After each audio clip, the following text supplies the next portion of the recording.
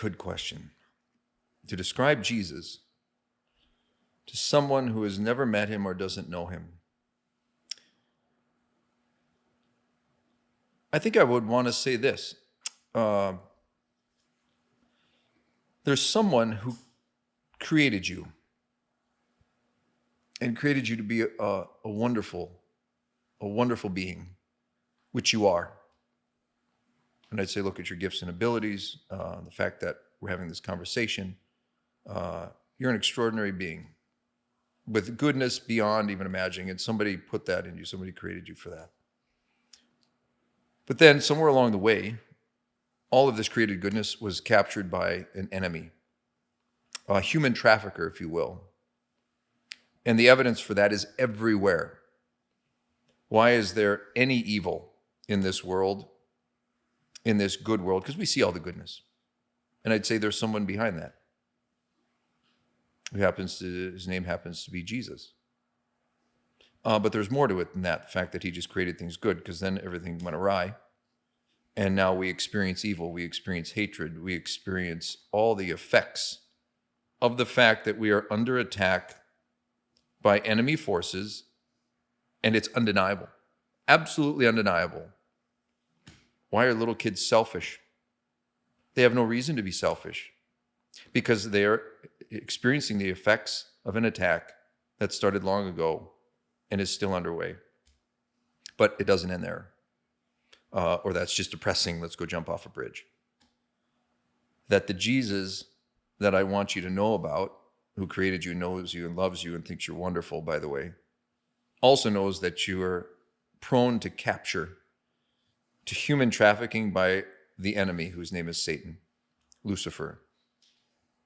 And what Jesus wants to be for you and for me is a hero and a rescuer.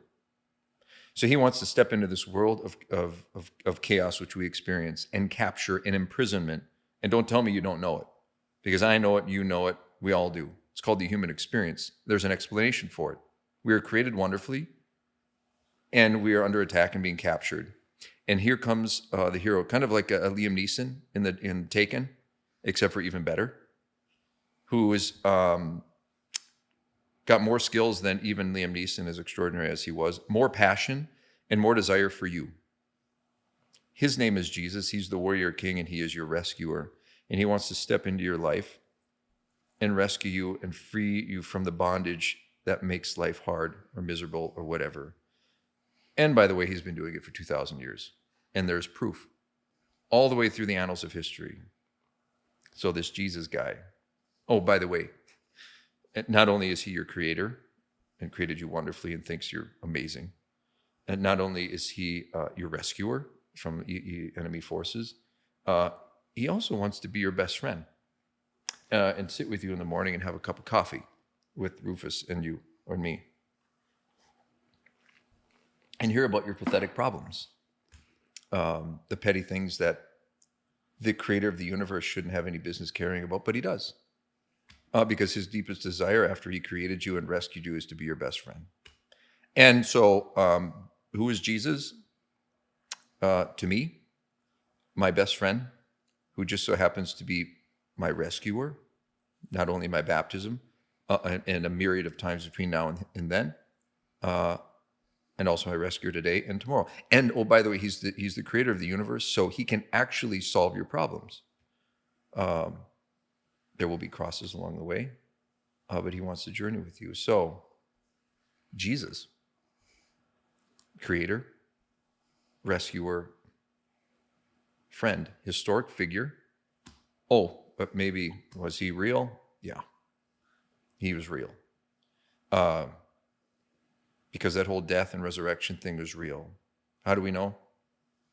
We know he was an historical figure because even the Jewish and the Greek and the Roman historians talked about him. So, fact. We know that he died. Fact. The whole question was the resurrection. So is this Jesus guy real? Because if he's real, then everything that he said is true. That he is the creator, he is the rescuer, and I no longer call you slaves but my friends, and he wants to be your best friend and do everything for you, by the way, which is nice. How do we know that whole thing is true? Well, 11 men and hundreds after them died. The most grueling deaths, they're called the martyrs. The first of them were the apostles, well, Stephen, proto-martyr. They died the most extraordinary deaths, painful, but extraordinary because they would not deny the fact of the resurrection, that this guy who said he was God, made this bold claim, was killed for that, rolled back his own tomb, walked out of there a free man, and then 40 days later, after doing other extraordinary things, ascended to his heavenly Father, sent his Spirit, and has been appearing to people and helping people for 2,000 years since. Fact. That guy also wants to be your best friend. That's Jesus.